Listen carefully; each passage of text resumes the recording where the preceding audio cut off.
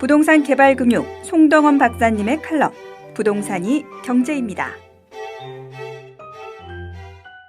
화천대유는 누구 겁니까? 이재명은 말합니다. 민간 개발업자가 다 가지고 가야 될 총 수익 1조 원 중에서 5,500억을 자기가 갈취해서 성남 시민들에게 돌려준 사건이라고. 과연 이 말이 맞을까요? 전혀 그렇지 않습니다. 성남시가 화천대유를 위해서 그린벨트를 해제해주는 용역 업무를 한 것에 지나지 않습니다. 용역 수수료도 안 되는 비용을 받아서 당군 일의 최대 개발 이익금 환수라고 떠들썩하게 변명하고 있는 것은 정말 모르고 한 거면 무식이고 알고 하면 범죄입니다.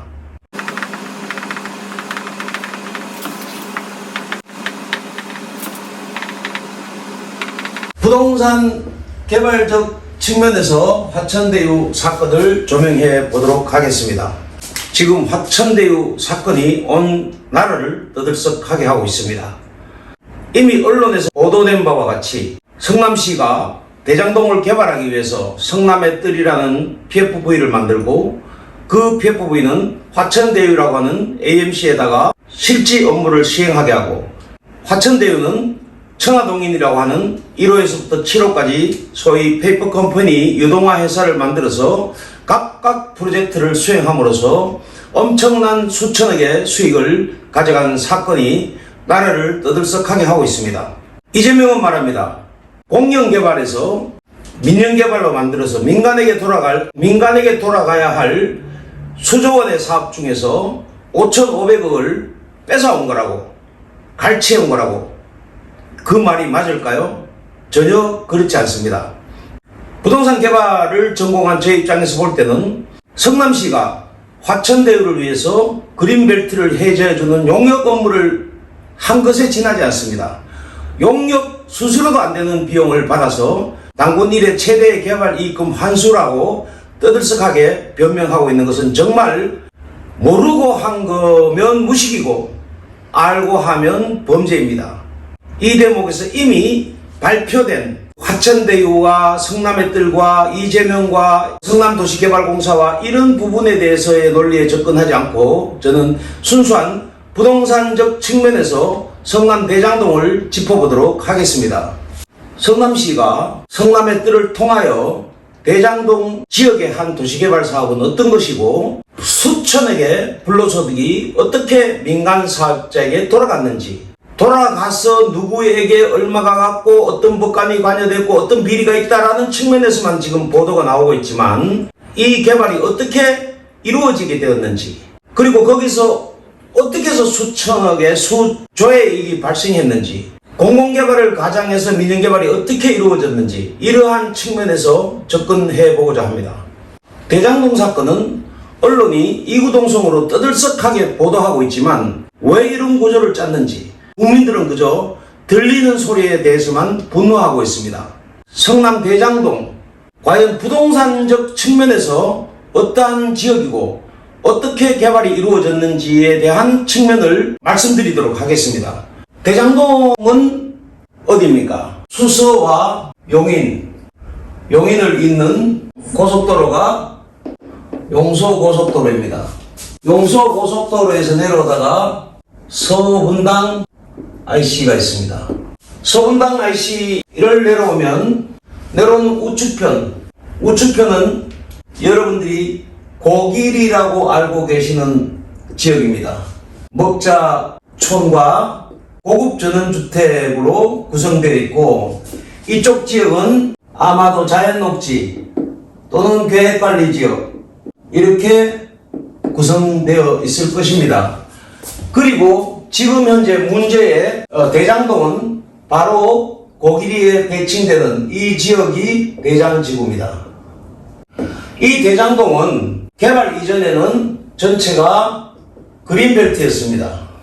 여기 대장지구는 그린벨트, 논, 밭, 임야, 그리고 취락지역의 가구 이렇게 있던 지역입니다.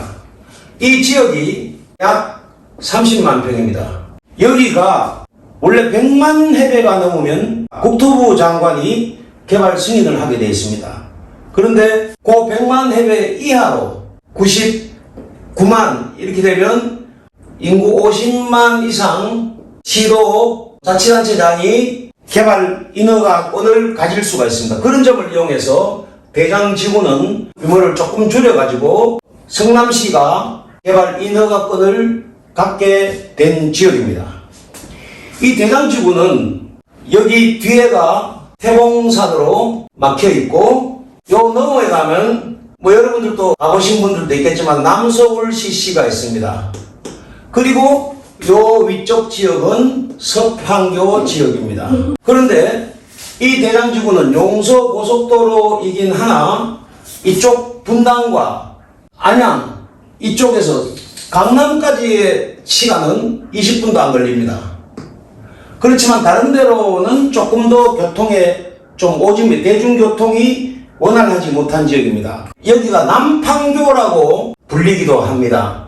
좀 외져가지고 여기에다가 어떤 사업을 하기는 사업성이 이 교통의 접근성은 그렇게 좋지 않았습니다. 그래서 LH가 이 대장지구를 개발하려고 하다가 포기를 한 것입니다. LH가 개발하는 방식은 토지를 수용하고 여기에다 개발비를 플러스 시켜서 개발 이윤을 붙여서 택지를 분양하는 거 하고 또 임대 아파트를 짓는 거기 때문에 과연 거기에 수익이 불투명합니다. 여기 서판교 지역이고 남서울시입니다. 그리고 이쪽 편에 안양, 군포 이렇게 있습니다. 그런데 이 대장지구를 향해서 지금 백운산 터널이 뚫어지고 있습니다.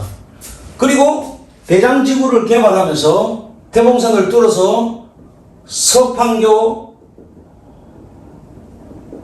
터널을 만들었습니다. 이미.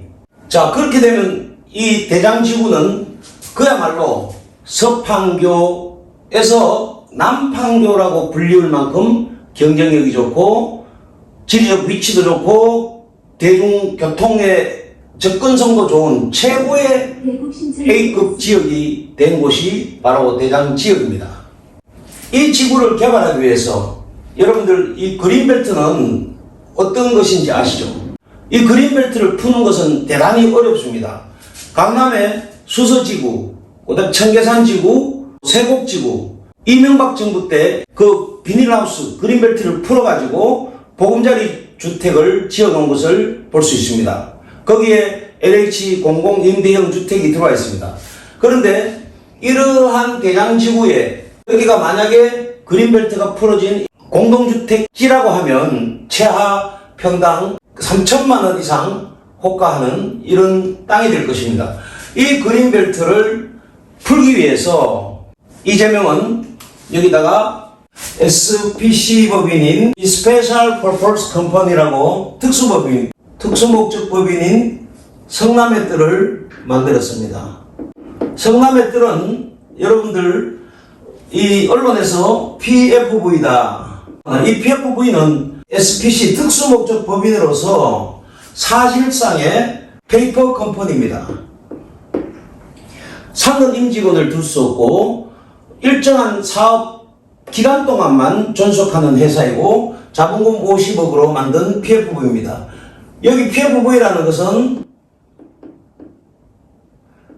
프로젝트 파이낸싱 비커이라고 여러분들 그 과학 시간에 비커 있죠. 비커 그릇 프로젝트 금융을 담는 그릇이다 이런 뜻입니다. 성남의 뜰이라는 PFV를 만들고 이 PFV는 자체적으로 일을 할 수 없는 회사예요. 그렇기 때문에 여기에 반드시 AMC가 있어야 됩니다.